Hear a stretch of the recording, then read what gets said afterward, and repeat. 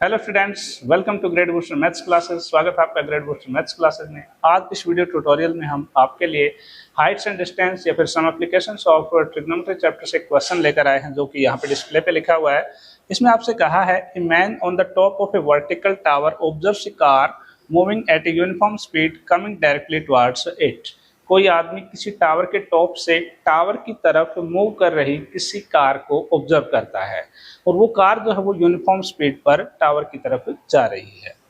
If it takes 12 minutes for the angle of depression to change from 30 degree to 45 degree, अगर उस car का जो depression angle है एक पॉइंट पर 30 डिग्री है और 12 मिनट के बाद उस पॉइंट पर पहुंचने के बाद उस कार का जो एंगल ऑफ डिप्रेशन है वो 45 डिग्री हो जाता है।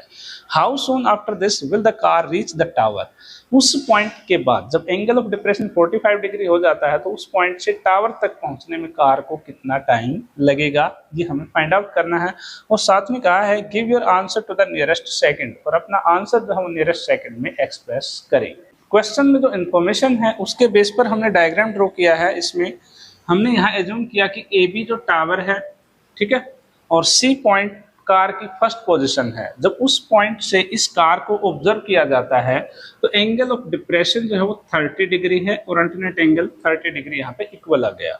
और जब कार जो है सी से डी पॉइंट पर पहुंच जाती है तो एंगल ऑफ डिप्रेशन जो है 30 से चेंज होकर 45 डिग्री हो जाता है। और हमसे पूछा है कि इस डी पॉइंट से बी पॉइंट तक पहुंचने में कितना टाइम लगेगा, और सी से डी पहुंचने में जो टाइम है वो 12 मिनट्स है, वो हमें गिवन है।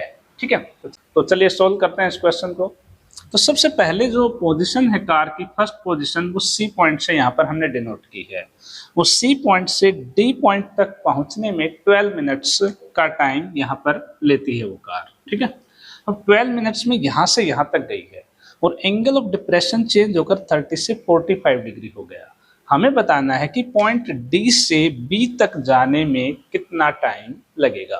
ठीक है, तो जब भी आपके पास ऐसी सिचुएशन हो जिसमें आपको टाइमिंग गिवन है, ठीक है, कोई साइड गिवन नहीं है हमें, और हमें बताना है यहाँ से यहाँ तक कितना टाइम है, तो हम क्या करते हैं, जो डिस्टेंस ट्रेवल्ड है उन दोनों डिस्टेंसेज में एक रेशियो फाइंड आउट कर लेते हैं, एक रिलेशन फाइंड आउट कर लेते हैं कि वो कितने टाइम से एक दूसरे का क्या फ्रैक्शन है। ठीक है, और फिर हम वो टाइम यहाँ पर बता सकते हैं। तो इसके लिए हमें क्या करना पड़ेगा, तो सबसे पहले हम एज्यूम कर लेते हैं कि जो ये डिस्टेंस है सी से डी तक की, ये एक्स यूनिट है, एक्स किलोमीटर, मीटर, माइल्स, कुछ भी, और डी से बी तक की जो डिस्टेंस है इसको हम वाई यूनिट ले लेते हैं। ठीक है, और सी से बी तक की जो डिस्टेंस है वो हमारे पास x प्लस वाई यूनिट पे हो जाएगी। यहाँ से लेकर यहाँ तक x प्लस वाई यूनिट पे हो जाएगा। ओके, तो हम यहाँ पर इन दोनों साइड्स में रेशियो फाइंड आउट करेंगे, रिलेशन फाइंड आउट करेंगे। कैसे, जैसे हमारे पास जो राइट ट्राइंगल होती हैं, एक से ज़्यादा ट्राइंगल बनती हैं, जैसे इस केस में बन रही हैं, तो उस केस में हम ये फोकस करते हैं कि राइट ट्राइंगल की कोई फुल साइड गिवन है या नहीं। तो यहाँ पर ABD ट्राइंगल की कोई साइड गिवन नहीं है, ABC ट्राइंगल की भी कोई साइड गिवन नहीं है, लेकिन एक पार्ट, एक हिस्सा CD गिवन है, वो भी टाइमिंग में है। उसको हमने एज्यूम किया है डिस्टेंस में x यूनिट और इसको y यूनिट। तो हम क्या करेंगे, इन दोनों ट्राइंगल्स में जो कॉमन साइड है AB उसको फाइंड आउट कर लेते हैं और वहां से हमें इक्वेशन मिल जाएगी, दोनों को बराबर पुट कर देंगे। ठीक है, तो चलिए सबसे पहले ट्राइंगल ABD में इन ट्राइंगल ABD हम AB फाइंड आउट करना चाहते हैं और नीचे पुट कर देते हैं BD। ठीक है, AB यहाँ पे इस एंगल के अकॉर्डिंग परपेंडिकुलर है, तो परपेंडिकुलर अपॉन बेस जो कि है tangent theta. Okay, AB upon BD अपने पास y यूनिट है, इक्वल टू टेंजेंट थीटा है 45 डिग्री। तो AB equal to y multiplied by tangent 45 1 होता है। तो AB जो है हमारे पास y आ गया, और इसको हम इक्वेशन नंबर 1 पुट कर लेते हैं। और दूसरी चीज, जब भी राइट ट्राइंगल में आपके पास एक एक्यूट एंगल 45 डिग्री है तो दूसरा भी 45 होगा, और ये दोनों आपस में इक्वल हैं। तो ये लिखने के बजाय आप सीधा भी लिख सकते हैं कि जो AB है वो BD के इक्वल है, जो कि y है। ठीक है, दूसरा, अब ABC ट्राइंगल में इन ट्राइंगल ABC इसमें भी हम ए बी फाइंड आउट करेंगे, A B upon B C equal to tangent, और इस बार थीटा है 30 डिग्री। तो A B upon B C की वैल्यू अपने पास है x plus y equal to tangent 30 1/√3। ओके, अगले स्टेप में A B equal to x plus y इधर चला जाएगा ऊपर, और ये नीचे √3। Equation number 2। फर्स्ट इक्वेशन में हमारे पास ए बी की वैल्यू है, सेकंड इक्वेशन में भी ए बी की वैल्यू है, तो हम यहाँ पर लिखेंगे from equation number 1 and 2 y equal to x plus y upon √3। ठीक है, इसके बाद क्रॉस मल्टीप्लाई कर देते हैं, √3y equal to x plus y, √3y minus y equal to x. हम इनको सिंप्लीफाई करते जा रहे हैं, ए बी की दो वैल्यू पुट की हमने, उन दोनों को इक्वेट किया और अब हम सिंप्लीफाई करते जा रहे हैं। यहाँ पर हम देखते हैं y कॉमन है, अंदर √3 माइनस 1 इक्वल टू x।